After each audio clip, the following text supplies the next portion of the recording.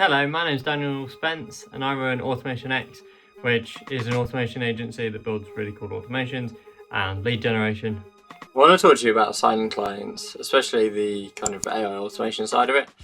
This is relevant for other elements, but this is just going to be the main focus on basically when you're selling AI automations and like signing clients into this, and kind of like a couple of things to expect and do and don't do. The first thing is going to be terms of work. So this is where you really want to like lay out what it is that you're going to build. Some of these things change as you find that there's limitations with different softwares and tools and stuff like that, but having a really rough idea of what it is that you think it's going to look like, and actually more so for the client's point of view, is the automation is going to do this, then it's going to do this, then it's going to do this. That's what you really need to lay out. Like if it's a tool that's going to, I don't know, collect someone's email, send them an email newsletter, send them a text, and like whatever the automation is, you lay that out. If it means you're not using instantly, you're using send email or whichever alternative, like that's not the end of the world, but at least they know what the outcome's going to be. Follow me for loads more tips. So just lay it out with them. Break it down, what's it going to look like, how it's going to work, where it's going to go, what kind of like it, just dive into the process a bit more in detail with them, so that they can kind of like get their head around what it's going to look like, what it's going to feel like, how it's going to work, and everything else that goes with it. Build time. So this kind of comes up under the terms of work and kind of setting expectations, but these things always take longer than you think. So never say, oh, it's going to be a week. It's almost always going to be 2. There's going to be something else that they want to change. They want to like, so I always go in with the fact of like, it's going to take us a couple of weeks to build this out. I won't lie, we're really busy at the minute. And just kind of like lay out expectations, apologise when stuff's going to take a bit longer than planned, and always factor in the fact that if you've said it's going to be 2 weeks, have it done in 1 week, because there'll be a week of faffing around, things won't work. The client might now decide that this CRM tool that he was using isn't now actually what he wants to use, and you're going to need to rebuild it. So just factor in those times, and also that's why it's important to lay it out in terms of work. We had a big argument with the client over the fact that we hadn't delivered on certain things that he'd added in a later date, and I sent him over the original terms of work and been like, look, this is what we agreed and quoted you for. If you want these extra bits, it's going to be more.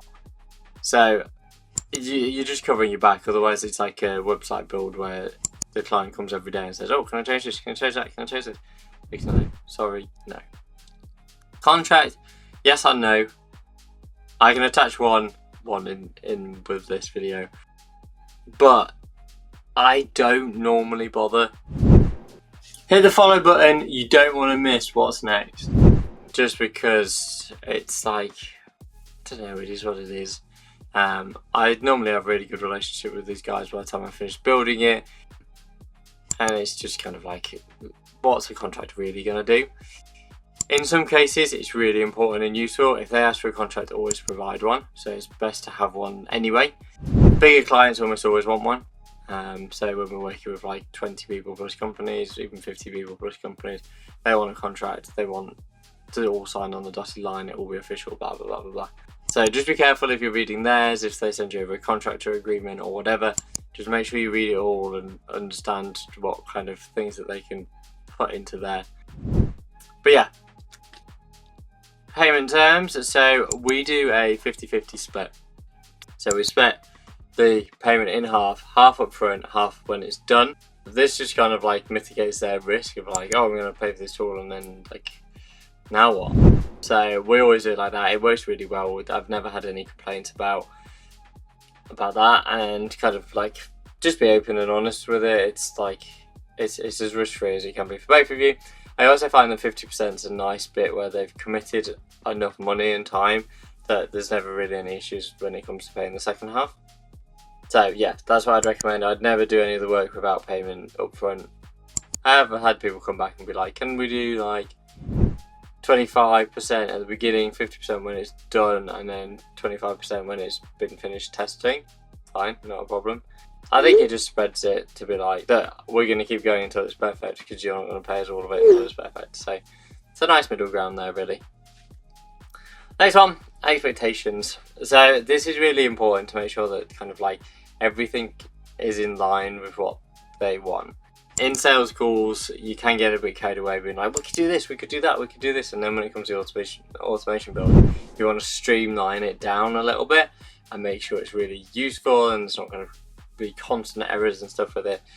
So you might have been like, oh yeah, and then we could add a chatbot onto it afterwards. Just make sure that people are aware of that and that these elements aren't necessarily always going to be vital. Like, they might be expecting it and you're not going to deliver it. So that's why terms of work and exactly what you're going to build out is really, really important. But also kind of like setting expectations of like, oh, this is stage 1 of our big plan to do X, Y, and Z. Yeah, that always works really well for me. I haven't really had any problems.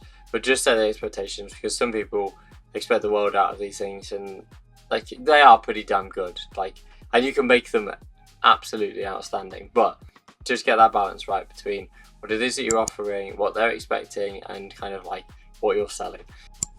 And there's always kind of like the steps of kind of like just basically having an open conversation with them, lay out what it is that you're going to build. And yeah, that kind of leads me on to the next point, is updates.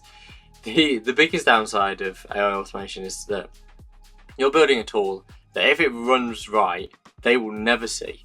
They'll never know about, they'll never like participate with, they'll never actively engage with unless there's a form to kind of initiate it. That's it. Like, we're building an automation tool that finds leads, scrapes leads, builds a whole entire follow-up sequence off the back of it, and contacts these people. So from them filling out a form saying, I want to contact dentists in Coventry, all the way through to them positive replying is fully automated. Every step in between, we've got AI responding back and forth, like literally the whole entire sequence, which is pretty crazy. So for them, we're building a tool that they're hoping to, at the end of it, they're hoping to just get some positive leads out of it. That's what this machine's made to build, but they're going to throw loads of stuff in the front end of it and potentially not see immediate results out of the back end of it. And they're not going to understand how the process works. They also don't want to. There's no point doing that. Follow me for loads more tips, but keeping them updated on where you got to, what's going on, showing them stuff makes them way more excited, because they can actually see that you're getting on. Like, it might be the case that you put 5 extra modules together. You might have days where it's like, I spent all day falling out with this API key, haven't been able to add anything else in other than the fact that now this API key works. That's very rare now. We've got ChatGPT and other tools like that, which you can literally just feed straight into it, and it's like, woo, here you go, let's go, that's it, off to the races. But every now and then there's a difficult API, it doesn't do what you need it to do. It might be a case of like pulling analytics out of Shopify or something like that, and it won't actually give you the 2 lines of data that you actually need. All of those kind of things cause really big bottlenecks, and you might have days where there's no update. But you can still run them through that, and once you get a couple of these projects on the go at the same time, it's just juggling the fact of like juggling your time, making sure that they at least get a weekly update. I would do, if it's when you first sign a client, for the first couple of days, do like 4 or 5 updates in like the first week, if not daily updates, bi-daily, like a push, just so that they can see what you're getting on with, what you're doing, what it's going to look like. That's also the most exciting stage, because you're going to be drafting it out. So yeah, really, really important to get that right. I would recommend Loom for doing this. Just do them a very visual run through. It's free. So you can kind of do these little bits on Loom, send it over to them, be like, look, this is what I've been up to, this is what's going on. And then off the back of it, like, it even said, like, don't need to reply to this, just keeping you updated on the progress. They'll really, really appreciate that, and that's where you can really push the value. It takes 7 minutes at the end of your day. No longer, don't faff around, just get on with it and do it.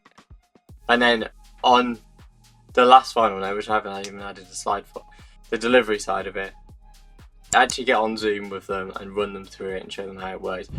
You can literally press run and let it run live. I would probably have tested it a few times before, so you know you're not going to get loads of errors, and show them like the part that they need to do. Whether it might not even need to do anything, it might just be, oh yeah, just check this folder every now and then, there's going to be loads of stuff dumped into it, which is what you want. Show them where that folder is, show them what it looks like, and yeah, go from there. Hope that's helpful. Let me know if you've got any questions. Thank you so much for watching. Make sure you like and subscribe.